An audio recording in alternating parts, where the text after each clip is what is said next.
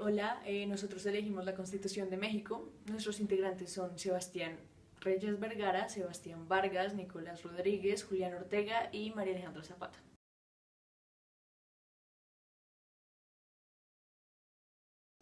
La Constitución de Cádiz fue la primera constitución de México. Su nombre oficial era la Constitución Política de la Monarquía Española. Esta constitución surge porque el ejército francés de Napoleón Bonaparte quería invadir las monarquías españolas. Entonces se hicieron unas juntas de gobierno y estas juntas de gobierno lo que hicieron fue como reunirse en el puerto de Cádiz en 1812 para crear su propia constitución, de algún modo para hacerle oposición a los invasores franceses. La caracteriza la soberanía de la nación, se sustituyen los virreyes por los jefes políticos.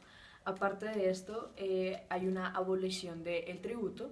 Y bueno, esta constitución se compone de 10 títulos y cada título tiene 384 preceptos. Luego de esta constitución de 1812 se crea una nueva constitución de 1814. Luego de esta viene la constitución de 1824 que se titula Constitución Federal, y ese es el proceso evolutivo. Siguiente constitución es la de 1836, que son las 7 leyes constitucionales.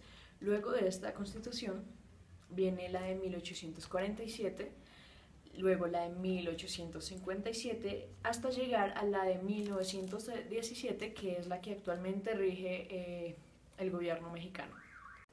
En el preámbulo de la Constitución mexicana se puede resaltar cierta frase la cual dice: en el nombre de Dios y de la autoridad del pueblo mexicano. Aquí se puede señalar que hay una anulación en el principio de autoridad divina, que también evoca la concepción deísta y no católica, que tiene una ideología liberal y que hay una combinación simbólica entre las referencias religiosas, no necesariamente de la católica, y las nociones liberales de la soberanía popular. También se realizaron reformas en cuanto a lo religioso.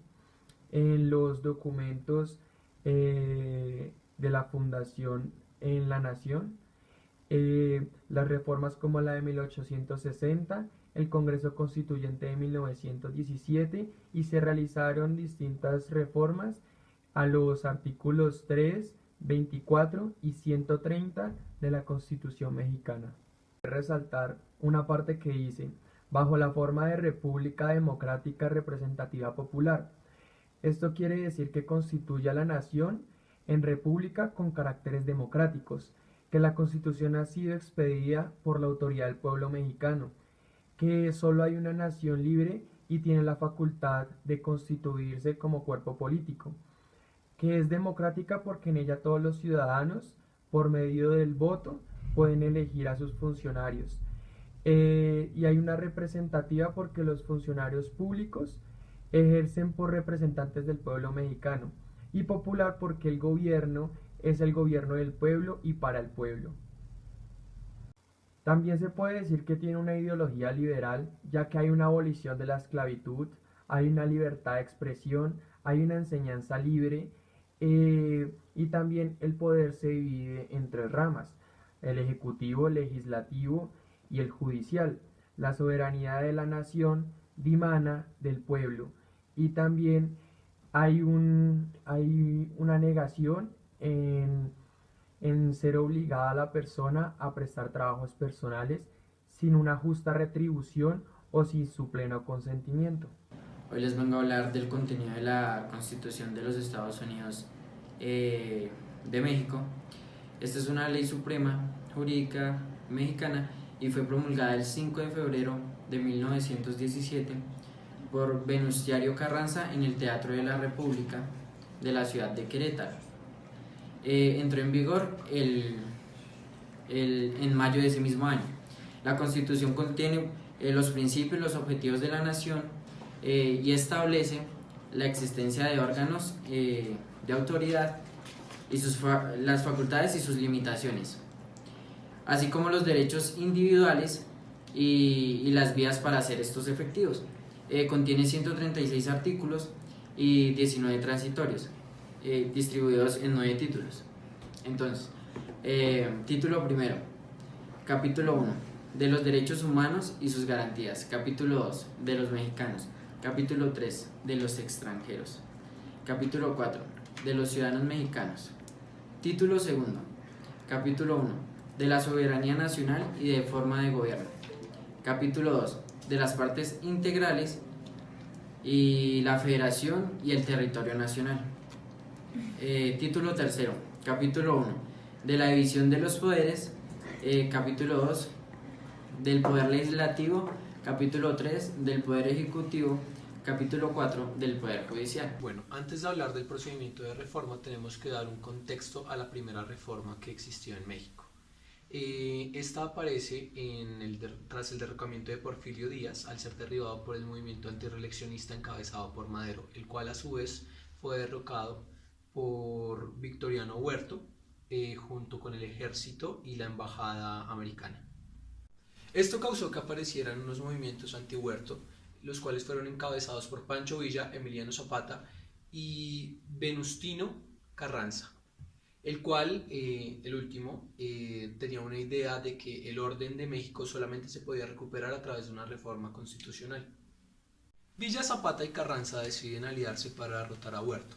Después de lograrlo, estos, por debido a discrepancias, toman caminos distintos. Villa y Zapata se alían y Carranza queda en un punto aparte. Después de esto, Carranza decide hacer una convocatoria para conseguir representantes de todos los estados confederados de México. A esta convocatoria asisten diputados de todo el país, los cuales se reúnen en octubre de 1916 para dar forma al Congreso Constituyente, formando así una nueva constitución, la cual entregarían 2 meses después, en enero. Debido a que gran parte de los diputados pertenecían al grupo popular o el común de las personas, siendo periodistas, obreros y cocineros o personas del común, la Constitución tuvo un tinte muy social. Algo que hay que resaltar de esta Constitución es que fue la primera en incluir derechos para el trabajador, respetando las 8 horas, las horas de descanso y el derecho a la huelga. También hay que tener en cuenta que esta Constitución tuvo un énfasis en la educación laica. Ahora, el proceso de reforma constitucional en México, al igual que en muchos países latinoamericanos, obedece a varios requisitos. El principal es que el Ejecutivo o el Legislativo presenten una propuesta de reforma, la cual debe ser sometida a votación en el Congreso, y este a su vez debe cumplir con un mínimo de 2/3 de votación para ser aprobado.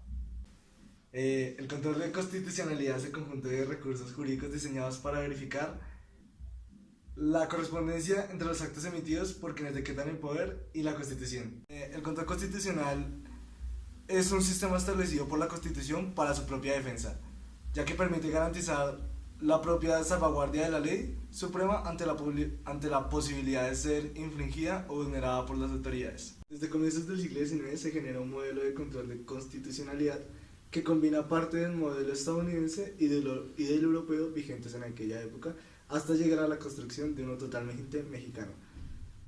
Los medios de control constitucional en México son el juicio de amparo, las controversias constitucionales, las acciones de inconstitucionalidad, los procesos jurisdiccionales en materia electoral y la facultad de investigación de la Suprema Corte de Justicia de la Nación.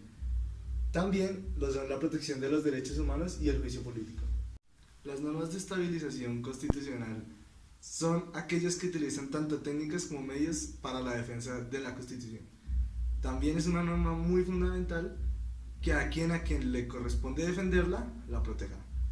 Y también es una norma que aquel que la defiende sepa contra quién se dirija la defensa y la protección. El objetivo fundamental, histórico y jurídico de estas normas es el poder proteger y mantener el orden constitucional, haciendo prevalecer el principio de supremacía de la Constitución.